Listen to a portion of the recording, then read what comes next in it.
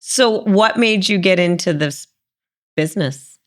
So, my wife bought me a smoker on clearance like three years ago or so. What? That's it? I turned 40. I started smoking meat, and I went way down the rabbit hole. I started making my own spice rubs. That's quick. I used to do all of our design when I played in a band, so I already had those skills. I came up with the concept Castle Road because we live on a road with a castle, and it's more interesting than the actual name of our road, which gave me all the marketing ideas. Wait a minute. She bought you a smoker about 3 years ago. And now she deeply regrets it. Because you never had smoked meat before. You liked it. Yeah, because it was on clearance. Okay, but you don't normally like order smoked meat. No, and I actually used to not care for it. Okay, so here you are. You're like, great, nice gift. And then you start cooking in it. Yeah, he's tricked me into cooking dinner every night for eternity, basically. Yeah.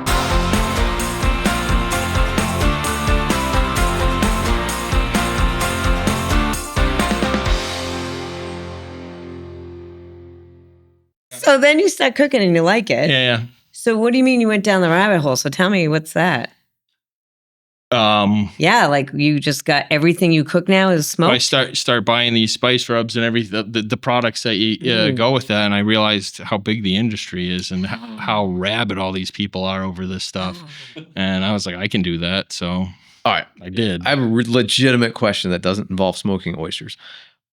Like, it seems like there's like distinct lines in the sand, what people consider barbecue and what is legal to consider barbecue in like a certain region. Like, from your perspective, what do you consider barbecue? So I'm probably a lot more loose with it. I think there's a lot less rules than most people think there are. But I think generally they draw the line between kind of slow cooking stuff versus grilling stuff like burgers and dogs, right? Okay.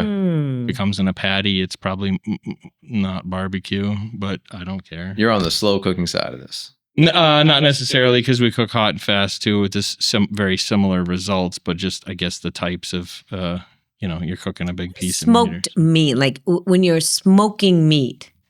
So you have direct cooking and indirect cooking.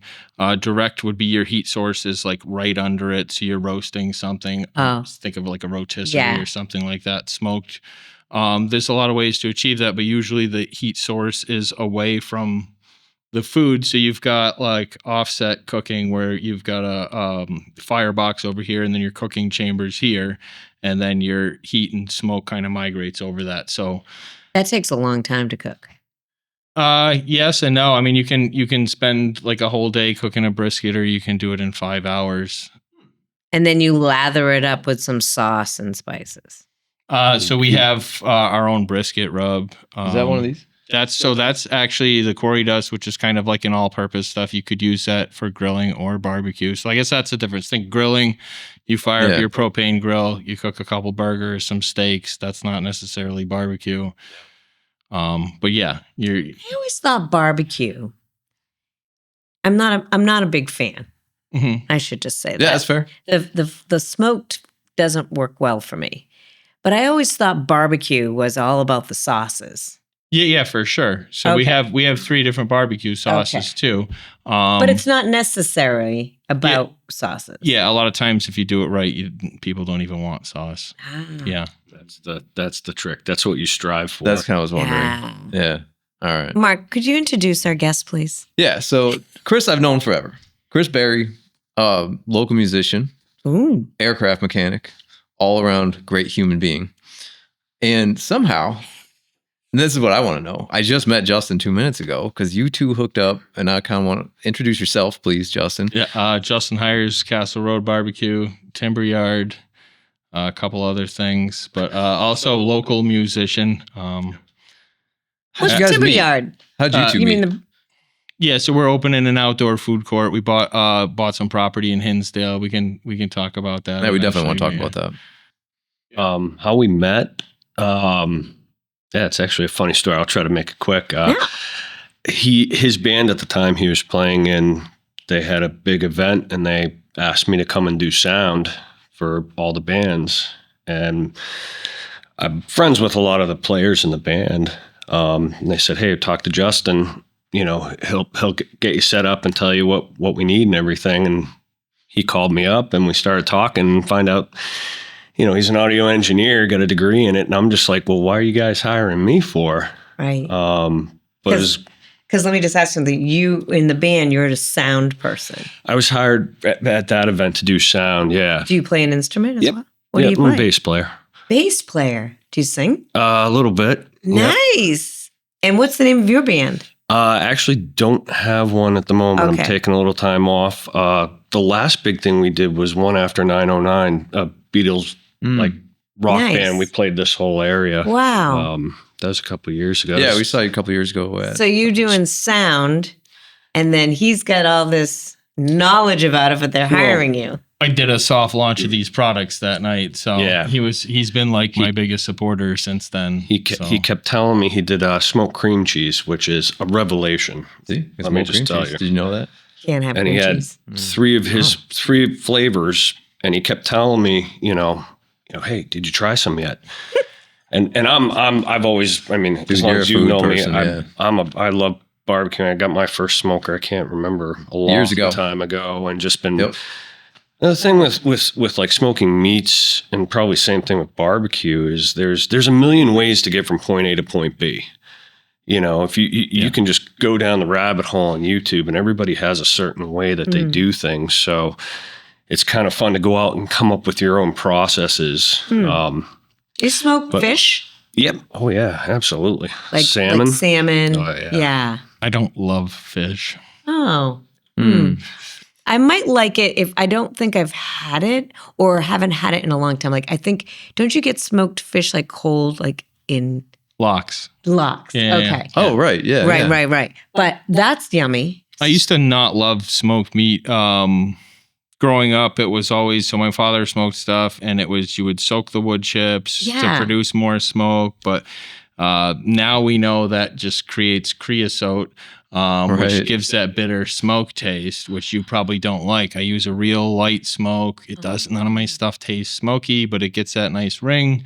The color on it, it's flavor. You didn't bring any samples of the food. Yeah, it's been a little crazy. But down some of the spice. Yeah. But these are easy ones you can try at home. Yeah. So that'll go on anything from chicken to vegetables, pork, like whatever you're into. I actually use it on my eggs. It's nice. Oh yeah, fantastic. Right. It's so good. Yeah, the general all around one. That was one of my questions for you. Is like, if I'm gonna. So if I'm just doing salt and pepper on a ribeye and putting it on my propane grill and considering that my standard barbecue, how do I level up?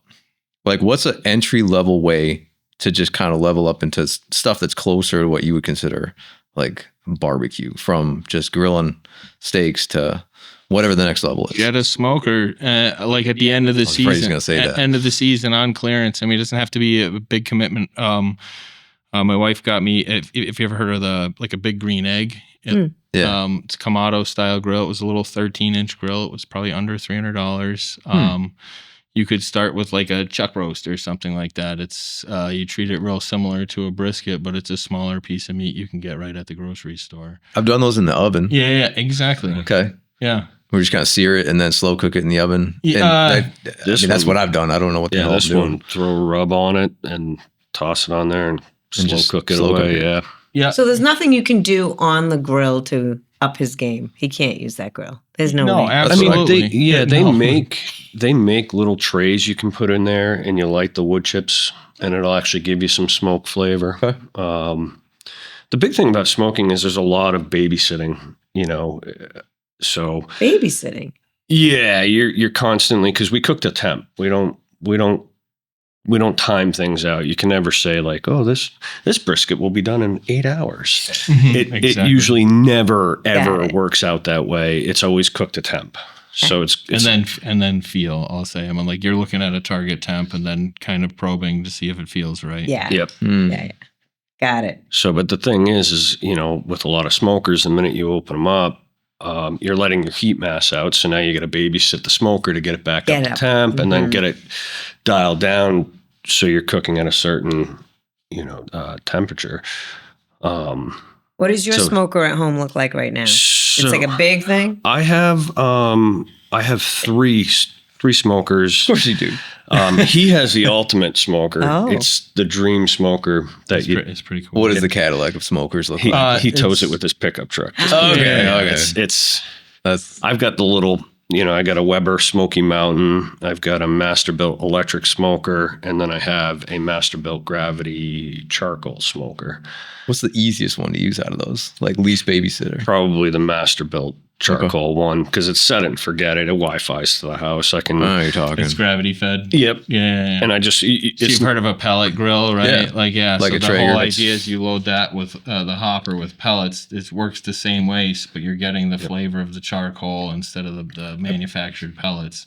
Yeah. Oh, cool. And I throw. Okay. I got the wood stove, so I have oak all the time. So I'll throw wood splits in there too. So you can do that. Oh yeah. I mean, you can always find a Weber kettle on Marketplace for $50 and use one of those to cook anything. I mean, everything from pizza to do all your smoking. You do what's called a snake, where you just take like a ring, you stack them up like dominoes around the whole thing, and you light one end of it, and so you can get a low temperature and not have to babysit it as much. So I do a lot of my cooking on Weber kettle. I've got a ranch that's about this size. I saw a guy cook 120 hot dogs on one. I had one of those for 20 years, and I never did anything nearly as fancy as what you're describing. Yeah, so I lit charcoal and cooked food. A row of 2, and then another row of 1 on top, and then you place your wood chunks for the first third of that, and light one end like a fuse. You're just gonna slowly burns, Yep. like just follows the trail. Yeah, and you just keep your meat on the opposite side, so it's not right over the flame. I'll be damned. Yep. You go to sleep. Go to sleep? Yeah. We Put it on it at night and go to bed. Yeah. What? Yeah. Or rather than my offset, my on the trailer, I have to feed that thing wood every 30, 40 minutes, but one of those I can get 10, 12 hours. Yeah, we did a whole. You could make your dogs the night before. I hope I'd be stepping it up above hot dogs in this circumstance. Propane grill. We did. How big was that pig? Was it like a 100-pound pig? In June, we did at my house on his, and it was every half hour. I had to run out there and throw some wood in there. All right, so you got down this. I understand the whole rabbit hole thing. When I get hooked on a hobby, I get obsessed. Mm-hmm. But I mean, you went from not even really caring that much for smoked meat to 3 years later, you are buying a property to support this habit and commercialize it. It's an addiction, probably. Yeah, right. It sounds like a healthy one. Yeah, exactly. Well, so if you're going to get obsessed with something, we all have to do something for a living, right? I mean, we do. Everybody eats every single day. I do. Mm. Yeah. Do you find this area? You were saying there's so many people love barbecue, smoked meat and stuff. Do you find this particular area or New Hampshire or any specific area that likes it? People like it more? I mean, I think it's pretty universal. Yeah. I mean, even overseas, I see some of these influencers flying to Dubai to give classes and stuff. And I mean, it's just there's a whole world, Well, I know brew yards and stuff always have smoked trailer truck, exactly. No, truck. It's hugely popular. Mm-hmm. Very interesting. On the real estate side, I'm super curious, how you ended up with this particular piece of land. How much of a pain in the ass was it to find a place that suits what you want? Did you just fall into it? How did that work? We looked at commercial property for quite some time. My brother-in-law actually found this place. We were interested in it, kind of poked around. Somebody had made an offer on it. It was off the market for a little while. Then we went back to the drawing board. We're looking. I actually got hooked up with a realtor in New Hampshire through one of my buddies, Anthony Valera, who you guys probably know his father, Charlie, right? Yeah. Oh, wow. Yeah. Of course I do. Wasn't he a pilot? Yeah, exactly. Which is small world. I worked on his airplane years ago. This rings bells, I'll make all kinds of connections. I've been on his plane. Come on. That's wild. Well, Chris worked on that plane. I used to work on Charlie's airplane. Thank goodness, because I was scared. I was white-knuckled. So Anthony's been helping me with a lot of strategic development stuff. I've got all these things going on, and it's time to reel it all in, figure out what our cost of goods on things are. We started using a planning board and communicating through that, Jira. It's anyways, I can assign people tasks, we can report back and all that stuff, and scheduling and taking a look at like, delegating things. But we just brought Jess, Chris's wife, on board to take over our spice rub production last week. So I brought Anthony in there, and they realized like everybody knows each other. That's so cool. Yeah. It's such a small world. So you got this place, but there's no building yet. Correct. Okay. Correct. So we have to knock down some trees. We're probably looking at next winter. There's some clay in the soil. So to get some heavy equipment in there, the ground's going to be a little bit harder. Everybody was kind of booked this year already. We closed in November. And why that spot? You think it's going to be a great attraction for people to come because you're going to be kind of stationary there, right? Yeah. Well, so it's right on 119, which is a busy state highway. There's a public boat ramp right there. It's on the Connecticut River. That's also on the rail trail circuit. So the Fort Hill recreational rail trail. So you have all your snowmobiles can pull right up. That's going to be awesome. ATV trails connect to the back of the property. That's great. You're about 15 minutes from Brattleboro 91. We're hoping to pull some ski traffic down too. There's not a ton of food options in the area, especially, any points north, you're leaving any of the major ski resorts. Yeah. Are you going to have a stage and have music? Yes, of course. Yeah. So, absolutely. Yeah. Very cool. Yeah. You got the sound all going. Yeah. It's all going to be. So smokehouse, food court, think rotating food trucks, a variety of food, entertainment, some ambiance. I love it. Yeah. In New Hampshire, sunsets. Is it a little easier if, like, what's the booze scene look like in a place like that? Like, how do you incorporate beer, wine, alcohol into it? So I haven't really, it's secondary to me. I'm not a huge drinker. I know we need to do some alcohol to kind of keep people there. There's going to be a few ways I can approach it. Either we get a liquor license, or if I have any roadblocks that way, I'm sure we can bring in vendors similar to a food truck. That but seeing more of that. Yeah. I'm also, we're tossing around ideas. Do we try and reach out to local breweries and do like featured brewery or something or whatever? Oh, that's a good idea. Yeah. Trying to partner with everybody. I don't think that piece will be hard.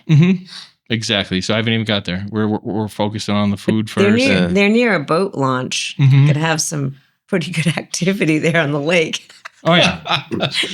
Could have synchronized swimming and. We're trying to figure out how we get some docks installed close enough to. Oh wow. Yeah. Oh, that's a great idea. It should be a destination. Yeah. Who do I going to talk to? Up and down the river. So it's a place where you could totally just hang out all day. Yeah. Like you've got the river for recreation year round, right? Yeah. You said there's ice fishing out there. Yeah. One of you said something about sled dogs. Yeah. Am I making that up? There's two teams of sled dogs that regularly use that. I went down there the other day and saw like a caution sled dog sign. I was like, Can you imagine all the activities that you can run throughout the day? They're coming to our grand opening. We have 16 sled dogs coming. That's so cool. Yeah. What a fun activity. A lot of different people, types of people would love that. Yeah. I love the fact that you're bringing down from Brattleboro, you're bringing down from different places like snowmobile, skiers, but summertime. Crazy. Yeah. That's awesome. I remember how many times we used to camp in Vermont. We had like a seasonal camp. And the amount of times I drove through that area and didn't stop. There was I couldn't see a reason to like make a stop, but you're creating that. Yeah, exactly. Like I think it's a cool position. We want it to be a destination. There is an RV park / campground right there that has, I want to say, 158 year-round residents, but it also has another 160 something slots for RVs, campgrounds, or campsites and campers and stuff. Do you guys live close to that? I live in Ringe, which is about 35 minutes from there, and I'm in Brookline. Oh, New Hampshire. So, yeah. Oh, no kidding. All right. So you guys are already in New Hampshire, the NH state. That's good. That's great. We jumped the border in 2020. Yeah. Oh, that actually that makes a lot of sense. Are we talking about that? Do you want to bring up anything about that? Jumping the border? We got a good rate. It was like the last of those for a while. That's good. Yeah. Good. Yeah, we were in the basement, and I was like, guys, you've seen what's happening. We were looking at trying to buy a house for like a year and a half, and I was like, are we doing this or what? We need to make an offer before we leave. I mean, I know enough about buildings to know what I'm looking at, and I spent a decade working on insurance claims. So I had the best realtor around for when we Oh moved. boy. Oh boy. Okay, so we're going back here. Oh boy. We're gonna give him the He's best tooting my realtor horn a little bit award. here. That he's had. Yeah, oh yeah, that's right. How Yeah, always up had. to this day.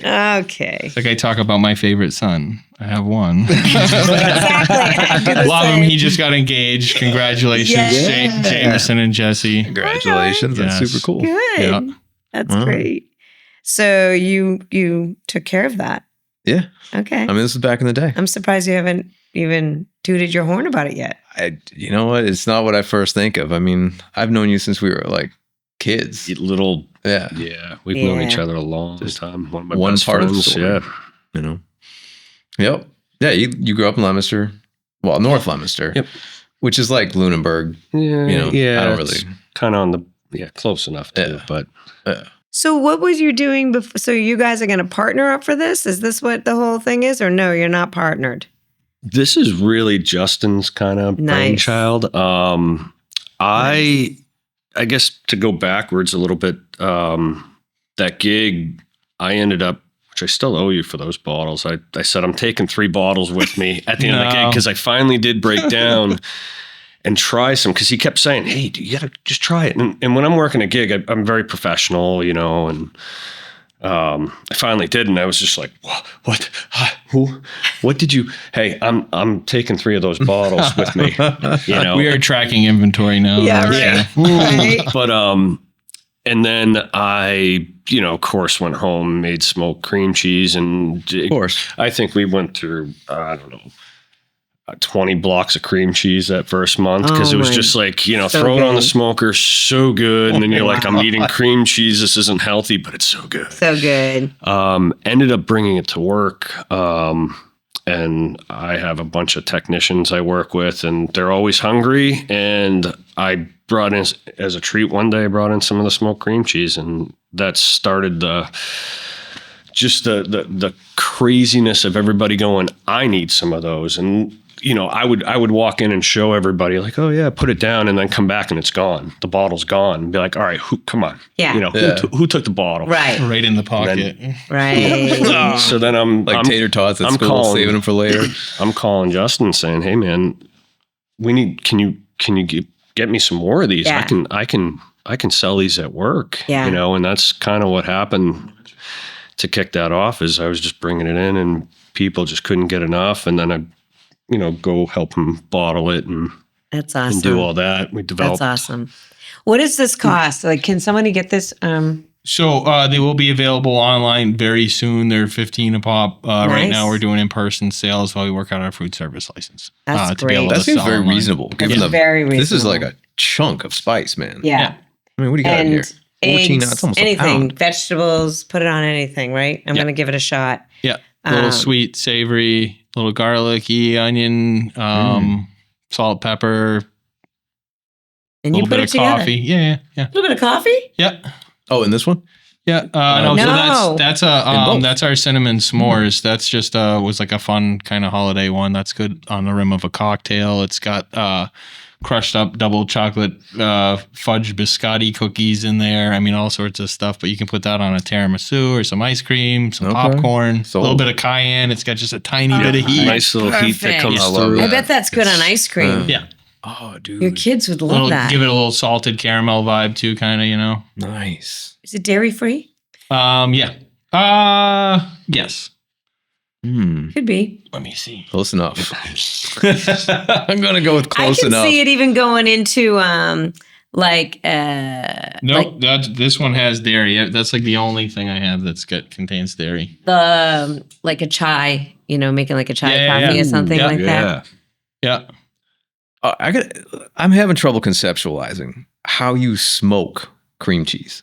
Yeah. Wouldn't it just turn into a puddle of goo? Yeah. I don't get it. You're doing it low. I mean, if you leave it on there too long, yeah, It sure. will, yeah. You'd score the top in like a crisscross pattern, sprinkle some whatever seasoning on there, and then you could top it with like a red pepper jelly or I did one once that Wasabi. had had like French toast, like monkey bread in there, and like what the hell's monkey bread? You just making stuff up? Yeah, no, monkey bread. You get what I'm saying, right? Yeah. Yeah. It's like the third thing today I've never heard of. Like pull apart bread. Yeah, it pulls apart like it comes like in a wreath type thing. You can make it as unhealthy as you want. Yeah. We're not talking about healthy stuff. So you put that in the smoker. 2 hours at 200 degrees. 2 hours of smoke. Yep. And it doesn't turn into a puddle of goo.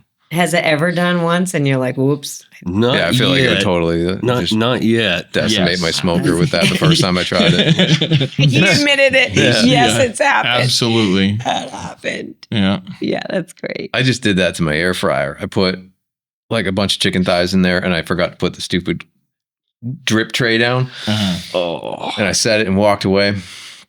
I cannot get all the grease out of that machine. Like it was coming out of places that are not supposed to have things in them, you know, like I'm just picturing cream cheese. Semi-regularly we'll use the Keurig and forget to put the cup under it. Nice. You hear it after a little, you're like, that sound isn't right. Yeah, that's not a good sound. That's not happening. On the counter. Yeah. What a cool business that you're getting into. Like, do you feel like you've been able to prove the market with the trailer, like in the catering end of it? Like, you just kind of know? Like, I think you got our first pop-up. The line was like in the store, around the corner, back down, around the building. It was a handful immediately. Everybody's been raving about our food. It's definitely proven. It was a way for us to bring our products to the public as well and test those out. Yeah. Like our brisket, we only use one product. We make it and sell it, you know. You can do it at home. It's not hard. I do stupid things, you know, like leave a grease tray out. You know? There you go. But you're tempting me to try actually smoking meat. Like I've seen him do it and I've eaten food that you've made and it was delicious. It does seem to take a while. That's my only, you know, I kind of like the set and forget thing. I can go do something else. I run into, with Jess, usually we'll plan to have people over and she's always like, what time are we eating? And it's there. What time are we were drinking and then all of a sudden it was like, you know, the food was supposed to be like 3 hours ago. Yeah. It's nature of the beast because one smoke to the next smoke, it's never the same. You know, there's always different variables going on, but I always get the same, you know, I'll say 5 o'clock. So she'll start prepping everything at 5 and I'm going out there temping the meat and I'm like, no, not happening. Probably another 3 or 4 hours. And everybody's like, what? And everybody's been around smelling it and everything. So it's just like, so I try to do it now the day before and hold it. That's what I was going to say. That's the difference right there. If I have service at 2 o'clock, I don't tell people when it is. It's at 2 o'clock. Yeah. So that's what I've been doing. Yeah. Lately when now. You say hold it, does that mean hold it at a certain temperature? So you'll take it out and let the internal temperature drop back down to usually about 175 on a brisket. So you're not cooking it. So it's no longer cooking, and then you put it back. I use my electric smoker because it's basically just an oven. Yeah. A warming cabinet. Yep, or a warming cabinet. Yeah, it's like a warming cabinet. Functionally, that's how you're using it. And you can put it in there at 160, and I've had some briskets sit there holding for 15, 16 hours. Yeah. The longer the hold, the more it pulls back all its moisture back into it. So this is not a cheat or a bad thing. It's actually most restaurants. Good. That's how it's doing. Yeah, they cook them the day before and they hold them until serving the next day. Okay. So I've been trying to do that. It's hard to time with the work schedule and whatnot, but I'll try to do that so when what's the work schedule? So I work at the day job, 3 on, 4 off, 4 on, 3 off, and I do 10 to 10. Doing? I'm a maintenance supervisor, and I work in Boston. For what? An airline. I won't say which one. You don't have to. Yeah, their branding department is kind of. So you work on aircraft. Yeah, because you just said for Charlie's plane that. Wow. How many years have you been doing that? Almost 15 at this airline. Wow. So you're responsible to make sure those planes are in tip-top shape before they go off? Yep. Yeah. That's a stressful job. Try not to think of it like that. Just do. So you're like a Legos boy when you grew up. You could put stuff together, you could take it apart, put it back together. Yeah. No? Okay, what was happening when you were young?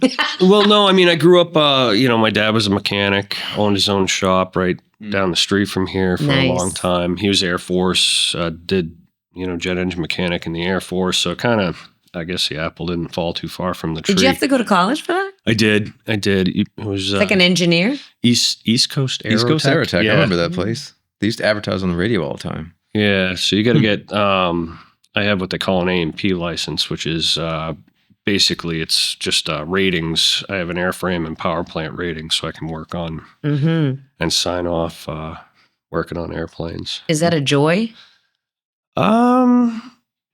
It's I mean, I still look up when airplanes fly over. I can't help myself. Justin see me do it. That's cool. Have you ever flown one? Oh yeah. So you have your pilot's license? No, I don't. So maybe we shouldn't talk about this. Oh well. No, I It's actually emergency situation. I initially got into it to get my pilot's license, to be a pilot. And I figured, a lot of pilots get into it, and when they go into the commercial side, they got to build up hours, so they don't make a lot of money. No. It's a lot of work, Right. and I figured, well, why don't I go in? I've always been able to take stuff apart and put it back together, visualize what's going on. Very analytical, as Mark will back. We've worked on stuff together. So it's just research, and then.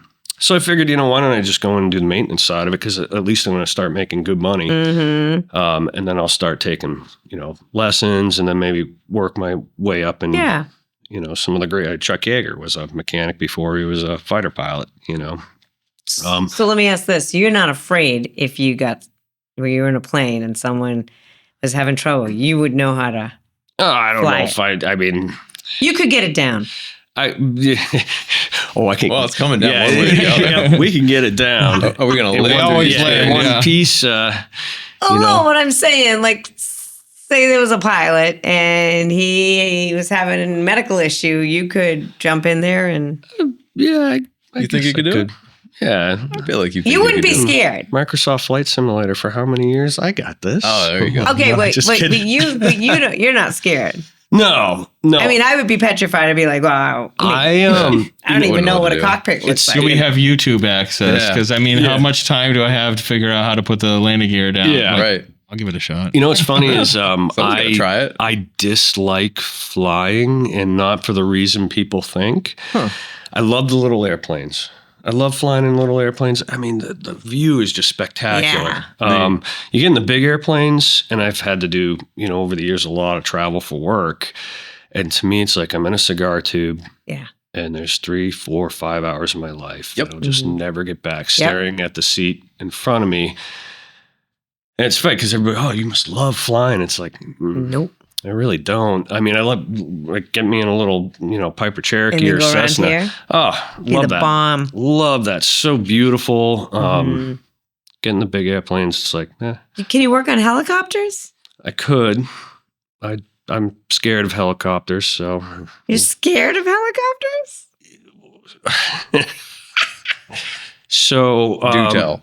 When I was in school, one of the things we had to do in our power plant class was actually run a turbine engine, and they had an old Huey on the field, and they set up in groups. So you'd have somebody sitting with an instructor to turn on the aircraft. They had somebody on the side with the battery pack, and then somebody at the nose.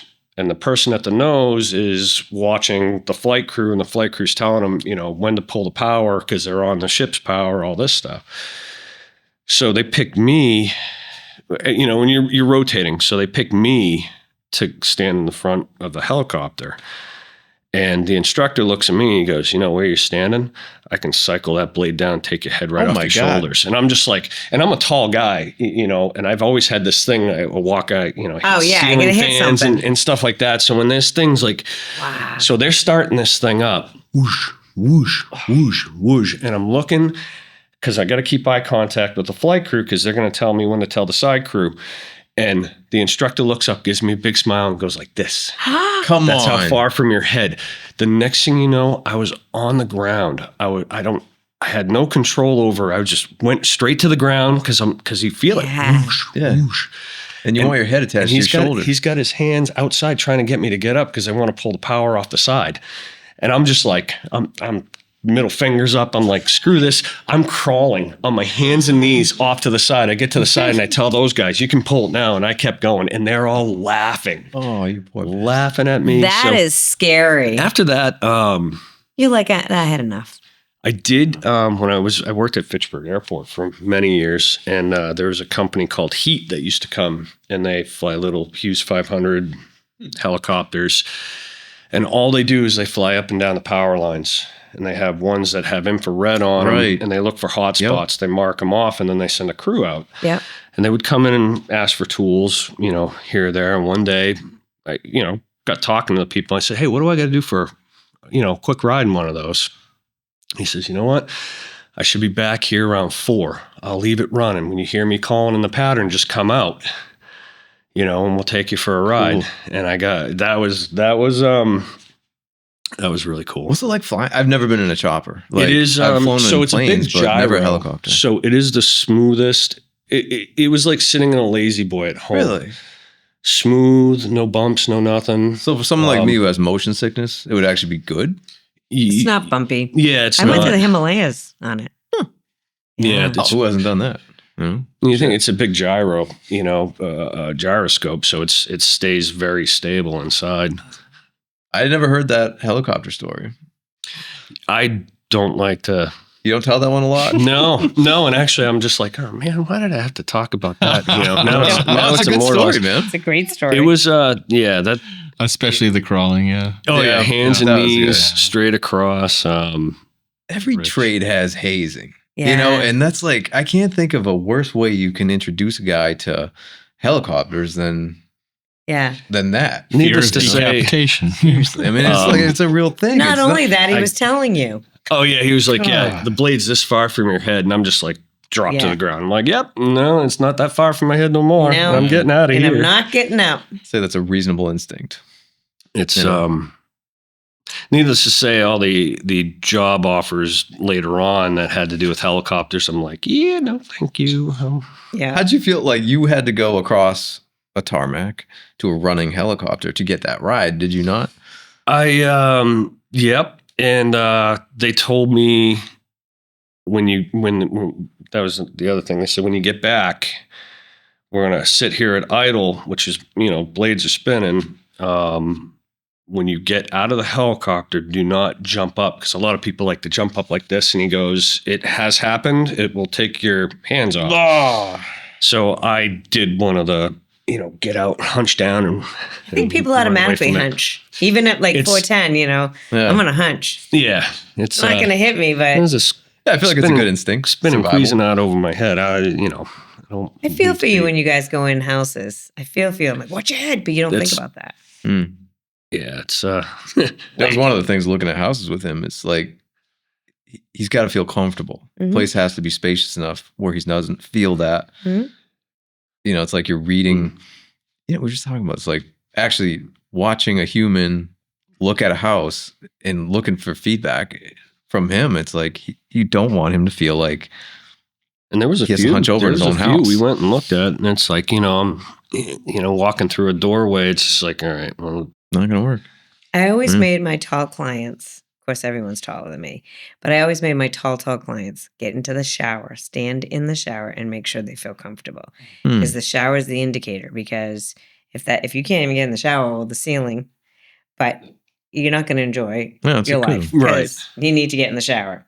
So I didn't really care about the basement so much unless that was important, but that was that piece. We were looking for a house with in-law space. My father-in-law he's probably about my height, and we found the perfect place, like these really nice built-ins, older home. It would have been, I'd be working on it all the time, but super cool. Right. But the in-law space, it had a clawfoot tub and the ceiling was short already by the time he got in there. That was literally the deal breaker. The deal breaker. Yeah. That'll do it. Yep. Well, Mark, wrap us up. Yeah, dude, thank you so much for coming in. Yeah. Thanks for having us. This and kind of like, I'm wrapping my head around this whole smoking thing. So maybe next time I see you, there will be smoking taking place in my life. And I appreciate you guys sharing the knowledge, the awareness of, what's the website for this? CastleRoadBarbecue.com. Okay, cool. CastleRoadBarbecue.com. You can also find us at Timber Yard NH, socials, Castle Road BBQ, Timber Yard NH. And Timber Yard is going to be the place in Hinsdale. Correct. All right. Yep. That's so cool. Outdoor food court, entertainment. We have kind of a lot of plans for that property. Love it. I can't wait to see it. Yeah, I know. Full recreation. That's going to be fun. A full day. Let us know when you launch that, so we can at least just throw it out there. Yeah. We can have an update for sure. Yeah. So might have to do an on-site update. That would be terrible. Yeah, we might have to do that. Yeah. Sounds great. Yeah. Thank you. Well, thanks so much. Pleasure having you guys. Thank you. Thank you so much for listening to us. I'm Lana Kopsala from Coldwell Banker Realty in Leominster. Please subscribe. You can find us anywhere you find your podcasts. Also give us some thoughts, some recommendations, some feedback. We'd really love that. And my co-host, where can they find you, Mark? Best place to find me, Instagram, Wachusett_inspection. And please subscribe on Spotify, Apple Podcasts, YouTube, all the places. Love it. Thank you. Cheers. Thank you. Thanks, guys. Thank you. Thank you.